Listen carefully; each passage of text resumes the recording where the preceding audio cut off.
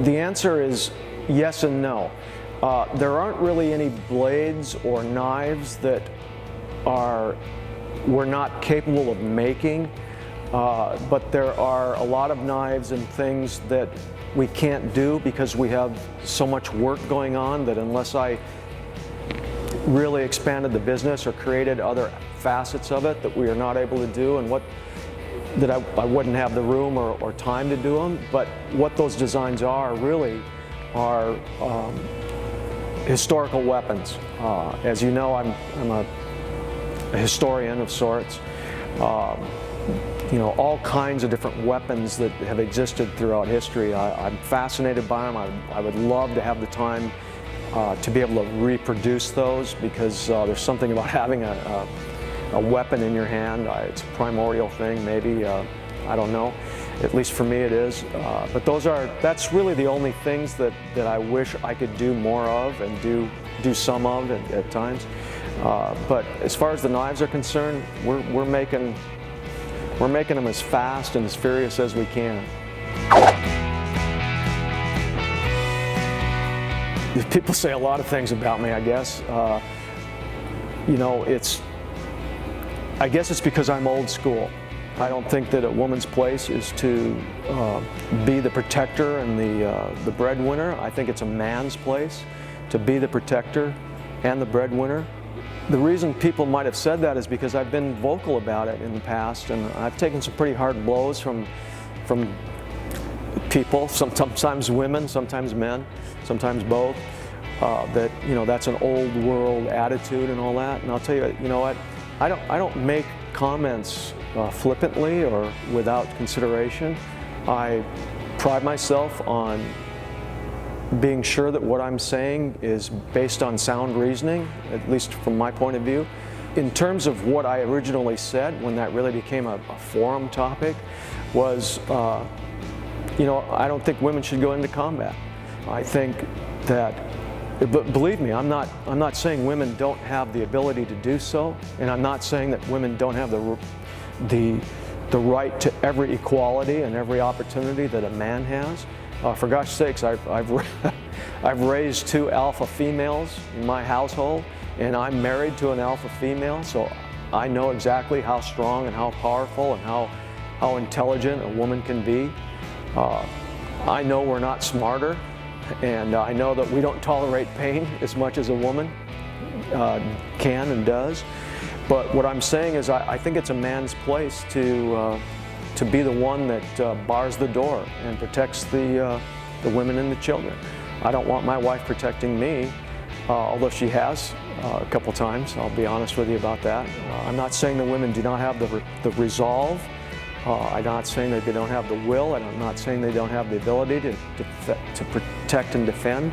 What I'm saying is I think it's a man's place to be the one who sacrifices himself for the safety of the women and the children. We need women as men way more than women need us, and I truly believe that. And it's, you know, maybe I'm a product of my time and environment, but I came from a place where that's the way that it was supposed to be. I hang around with a lot of guys that feel exactly the same way I do, so I know I'm not alone in that viewpoint. No matter what the trend or current feeling is in vogue about the separation of the sexes or the equality of the sexes, I got it, believe me. But when it comes to combat and things like that, I don't believe women should be asked. I'm not saying they can't do it. I'm saying I don't think they should be asked or expected to grab the shield and fight, especially if there's men that can do that for them. I know this is going to get me in a lot of trouble, but you know, you can call me a sexist, and if that's a label you want to, I'm proud to wear it.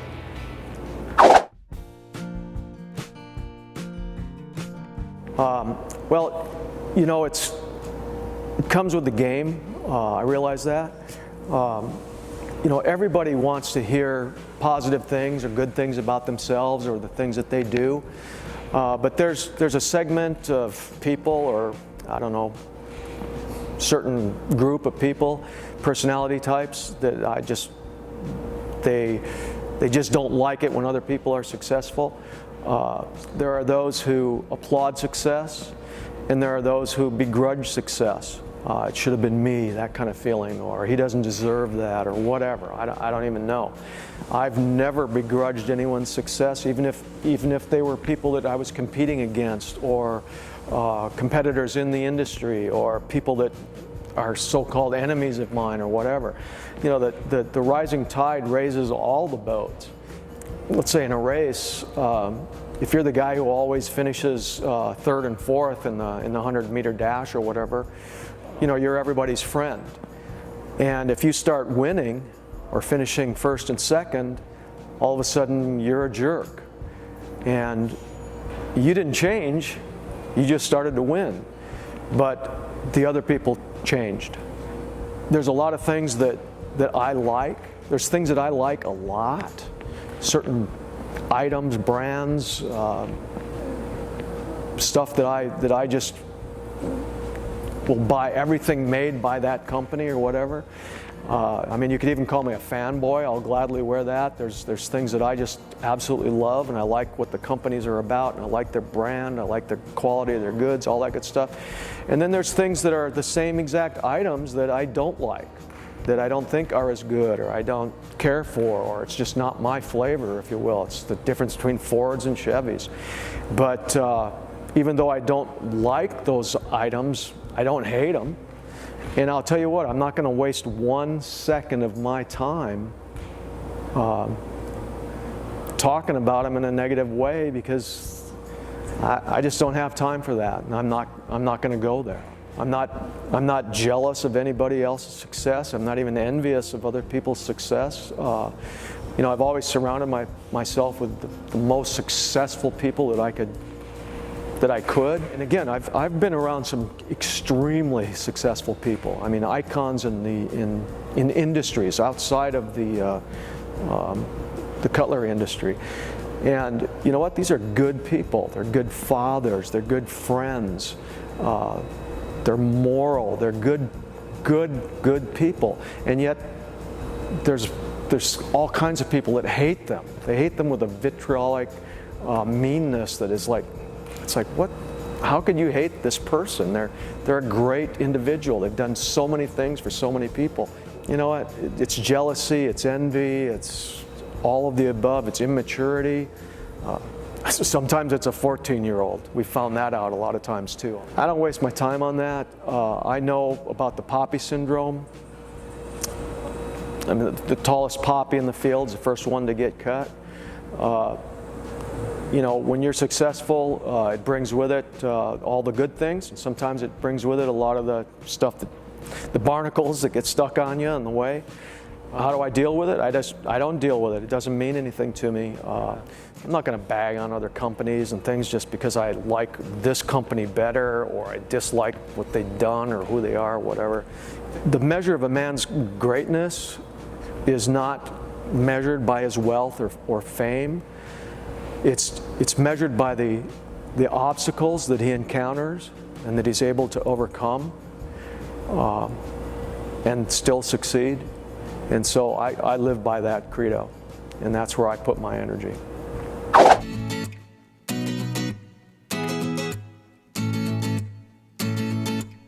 That's actually a great question, a super great question for a bunch of reasons, and very relevant actually to what I'm going to say right now. So timing couldn't be more perfect. We are right now in the midst of developing and building the first Emerson Valley songs, and we're going to introduce them down at the Blade Show, the 2017 Blade Show in Atlanta. I'd like to invite everybody to come to the Blade Show, by the way. It's a wonderful knife show. You have a good time down there. And Atlanta is a really cool place.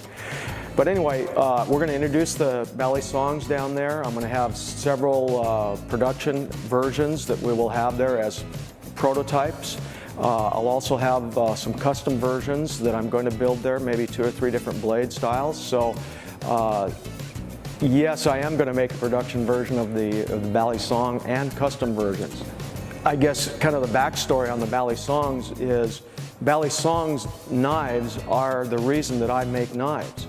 And when I was a young student at the Filipino Cali Academy here in Torrance, California, studying with Richard Bustillo and Dan Inosanto, when they started introducing the edged weapons into the curriculum, I noticed that they were all using butterfly knives or Bally Song knives. And because I was a starving student at the time, and the dues at the school were really, they were only $12.50 a month to be a student at what I considered the best martial arts school in the world at the time.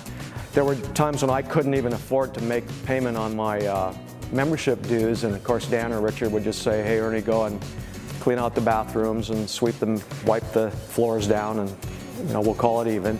So when they introduced these knives, I looked at the knives that they had and I said, man, I got to have one of those because this is what we're doing.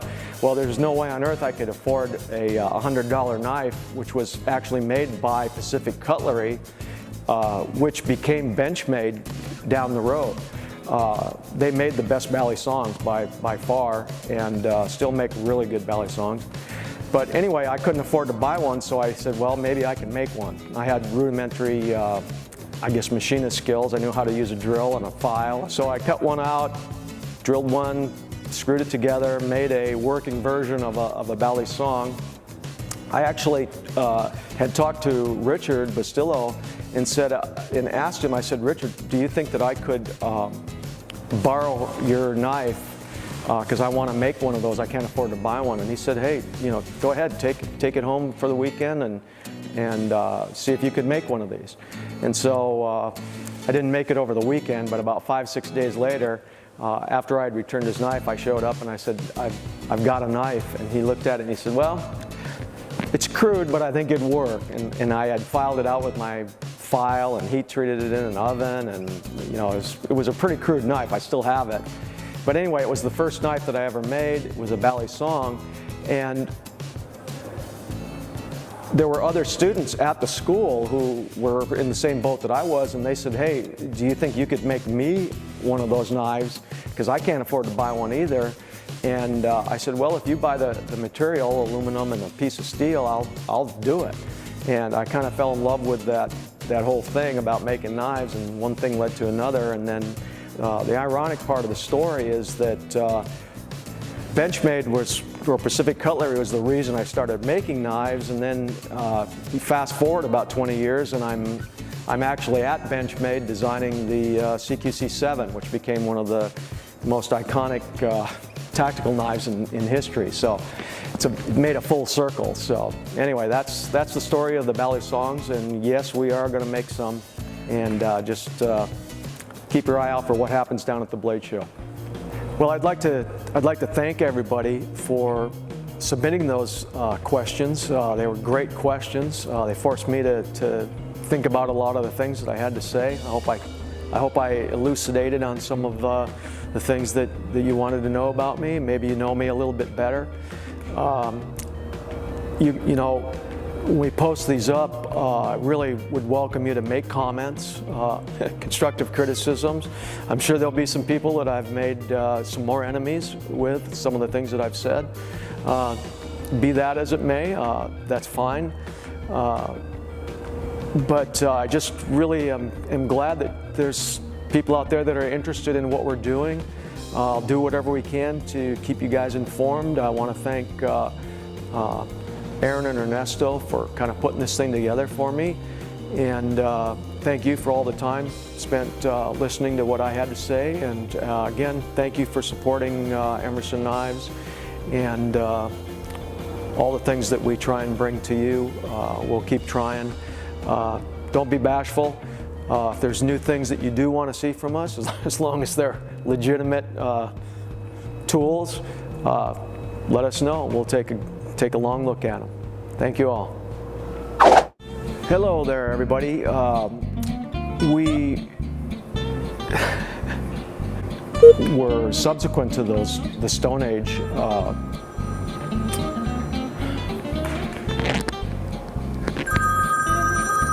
For the Navy SEALs, I actually trained the Navy SEALs in edge weapons.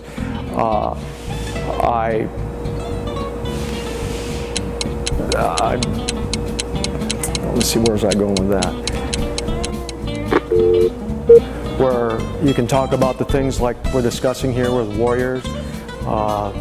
We're going to, I guess, you know what, it sounds so weird. I've heard you call it sexist. Why would somebody say that? Okay, we have time. I know this is going to get me in a lot of trouble, but